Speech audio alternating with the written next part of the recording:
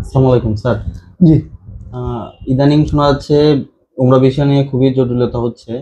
সেক্ষেত্রে আমাদের একটা গ্রুপ ছিল, আমরা ডিসেম্বরে যাব আর কি। তো আচ্ছা এখনো তো মাঝখানে মিনিমাম 2 মাস 2.5 মাস সময় আছে। আচ্ছা আচ্ছা সেক্ষেত্রে আমরা কি মানে আগে থেকে কত আগে যোগাযোগ করলে এজেন্সির সাথে, বা কিভাবে এটা প্রসেসিং করলে সহজ হয় একটু যদি বলতেন স্যার। আচ্ছা আচ্ছা আসলে আহ, উমরা প্যাকেজের ক্ষেত্রে যেটা সবচেয়ে সুইটেবল হয় আগে থেকে কনফার্ম করলে আর প্রাইসের ক্ষেত্রে অনেক ফ্লেক্সিবিলিটি পাওয়া যায়।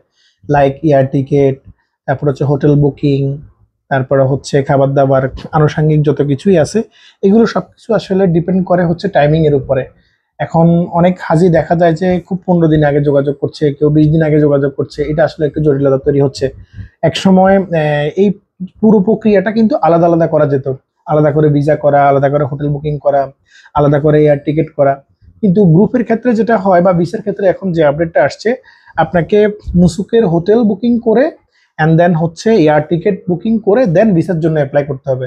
সো এই যে পুরো প্রক্রিয়াটা, আপনার যে একটা বাজেট থাকে, ওই বাজেটের উপরে বেস করে পুরো প্রক্রিয়াটাকে কমপ্লিট করতে এজেন্সিগুলোর মানে একটা ভালো প্রাইস দাঁড় করাতে গেলে কিন্তু 1 মাসের মতো সময় লেগে যায়। তো সেক্ষেত্রে আপনি যদি ডিসেম্বরে যেতে চান, এখন তো সেপ্টেম্বরের আজকে 23 তারিখ, আপনি ইমিডিয়েট খুব যোগাযোগ করাই আমার মনে হয় বেটার হবে।